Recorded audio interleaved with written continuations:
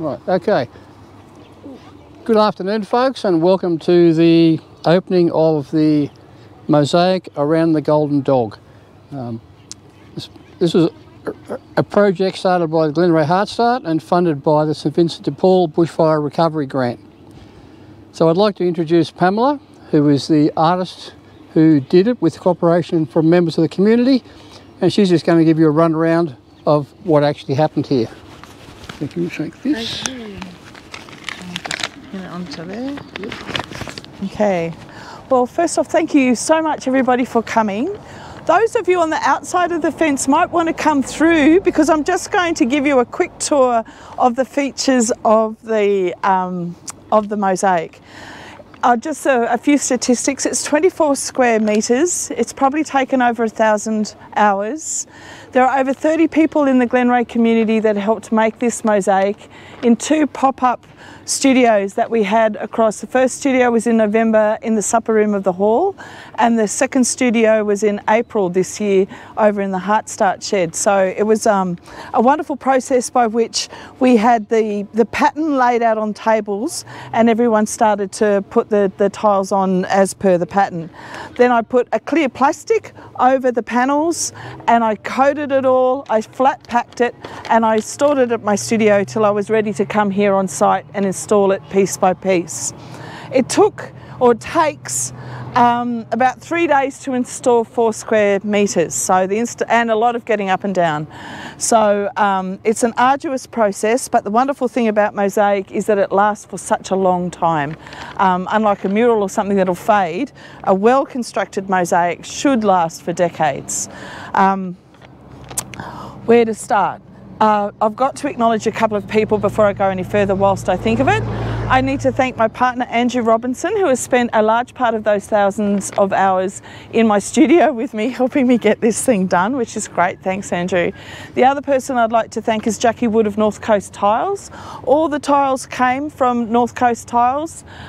Jackie, when the bushfire came through at our place at Nimboida, it took out my studio, which was all of my resources, and Jackie happened to meet me in the supermarket, you know, some weeks later, my shattered self, and asked me straight away what happened. I told her, and then her family that run that shop started to collect up what they call all the specials, you know, the samples that go back to the manufacturers and stuff.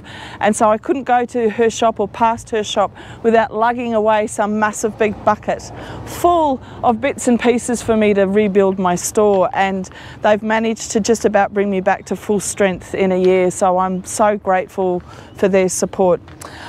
Okay, so the mosaic definitely has a story. When I first came here and I started to hear about, because we got the money from St Vincent's, thanks very much to them, but about what happened here. As I said, we were in Nimboida, and one night in November 2019 we had a bit of a fire, got away, sorry about that, but it came this way.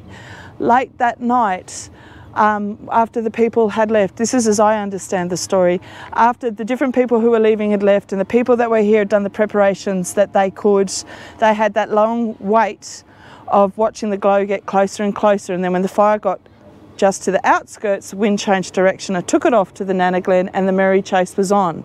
For the next 3 or 4 days, the wind kept on changing and the fire went this way and that way, and as I understand it, if you looked at one of the RFS maps that showed where the fire had gone, it was as if a little finger had gone around the village to protect it. So it seemed to me, with my artist's eye, that the dog did what good dogs do, which is protect the village of Glenray, or some protective shield, whatever you're leaning. And I think that's rather marvellous, because I am actually a dog person, not a cat person. So it was an obvious choice to make the design content of the mosaic that in Glenray, which gives it its character and makes it a place that we really love.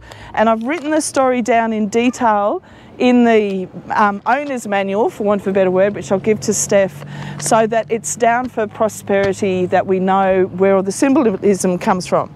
So the general premise is the dog user protecting Glenray is that these purple tiles and the orange tiles, that's the sandstone escarpment just up there, and you're looking that way. Now I've taken huge artistic license. I haven't done an exact replica of the village, but I've taken key buildings and also key times, sort of like to give the general layout and the general character. So starting at the sandstone cliff, and I'm just going to start walking you through, we've got two sets of footprints in here. We've got a man's footprints and we've got a woman's footprints.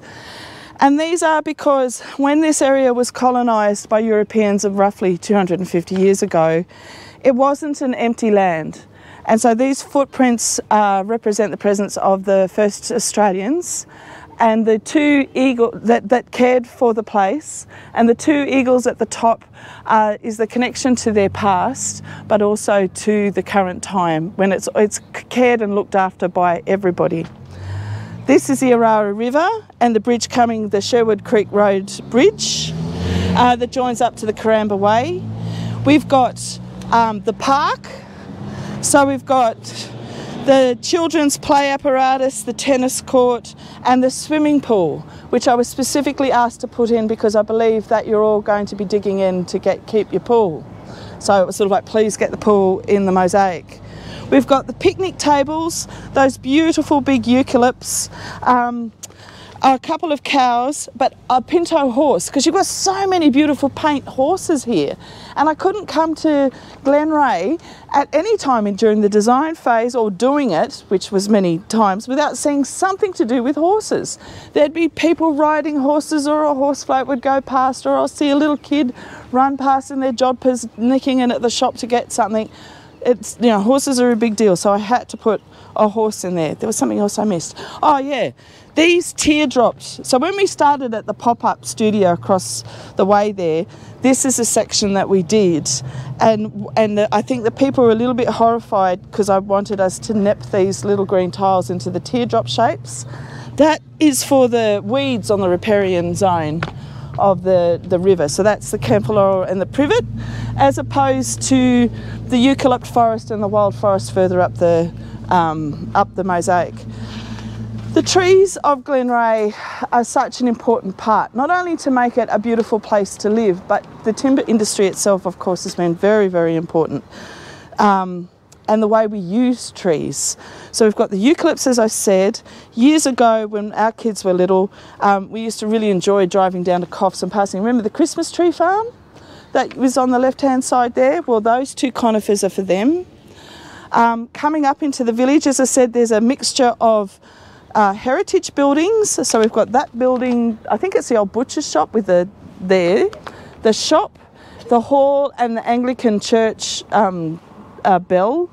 We've also got fibro cottages, brick houses, we've got corrugated iron sheds, we've got this is a modern house, like a concrete rendered house with a water tank, because now people are putting water tanks and stuff on their houses. Each of these houses is an actual house in Glenray, but I have taken, like, obviously a mosaic is an absolute beast. You can't get the sort of detail that you can get with like drawing and stuff, so I've had to kind of simplify a few things. But if you look carefully, oh, this house here, you know the blue house down there? Love that blue house. Like, this is probably the furthest removed from the house that it comes from. It's just that I started this, like, this is the shape of the blue house, but I've changed the colours. But a lot of the other houses, like the people who have this house will recognise the colours, and the people who have this house should recognise their shape. Yeah, it's going to be good fun as you kind of try to nut out which houses are actually here.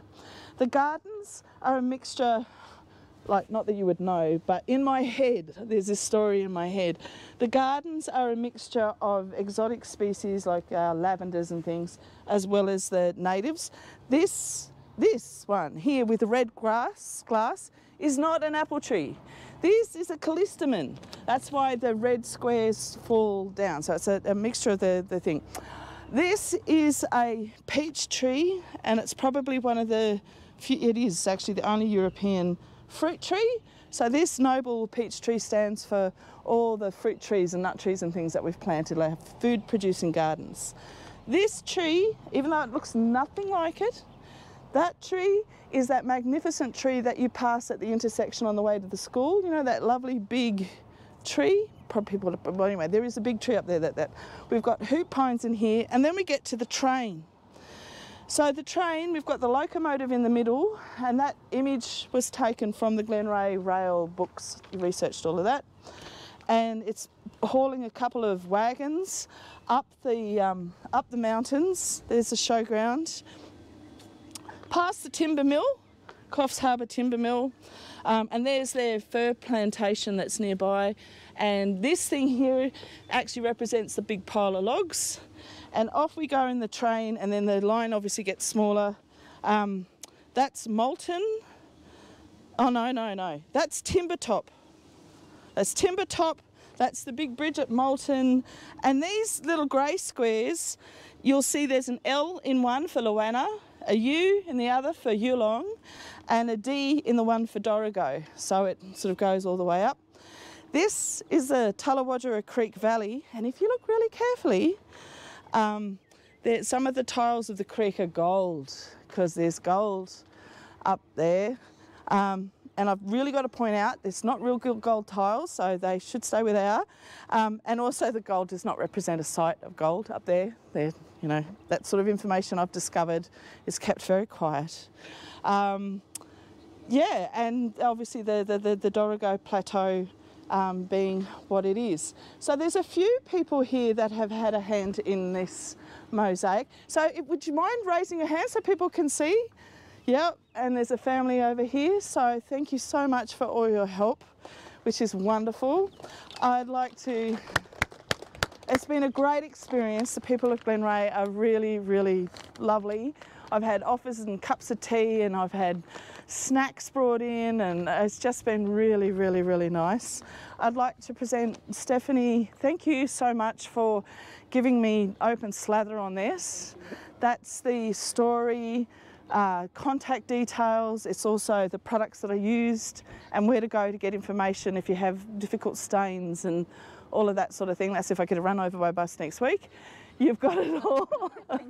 And I'd especially like to thank Heartstart for just inviting me down to do it. It's very rare to get such a fabulous site. I'd really like to thank Honey for doing such a bloody awesome job on the dog and being a really wonderful friend in the arts, and all the new people I've started to get to know. And I'd go home to Andrew in Nimboida and I'd go, you know that Glenray? It's pretty nice. If we had to live in a village, I wouldn't be too upset about that. It's lovely, just lovely. So thank you very, very much, and I look forward to seeing you all many times in the future. Big hand for Paul.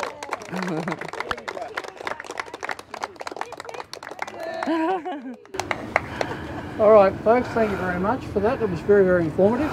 I especially like to thank Steph for the opportunity to put this around the dog. Really great extra tourist attraction to the dog. The number of people who come past and photograph the dog is quite remarkable. I was sort of a little bit disappointed last Christmas that it didn't have something in its jaw. So it's been a bit of a tradition here, so hint, hint, hint. What was it? Say it again. Something in its jaw. There was a stuffed animal normally every Christmas. You had a teddy. I was going to put a wreath around his neck. So some larrikins in the town put some stuffed animal in the jaw over Christmas. We missed out last year, so hopefully we don't miss out this year. I've got a big Christmas teddy in the jumble sale. I'll keep him. Yeah. All right. So we now get to the stage of actually cutting the ribbon. And I'd like to ask Pamela to do the honours, please. Oh, thank you so much. So I'm going to go through so we have a lovely photo opportunity. I now declare the Golden Dog Mosaic open. Woohoo! Thank you. Okay, and now we have a little gift for you. Thank you. They are beautiful. Thank you, Jamie. Thank you. Oh, it's just beautiful. Thank you. Again, from the Heartstart organisation point of view, again, we'd just like to thank Pamela, the St Vincent Paul, and the grant we got from the Bushfire Recovery Fund. Without that, this wonderful mosaic could not have been done. And again, thank you very much for all turning up, yes, participating. It's really, really great for the community spirit, and yeah, we just love it. It's great. Anyway, thank you very much. Thank you. Enjoy.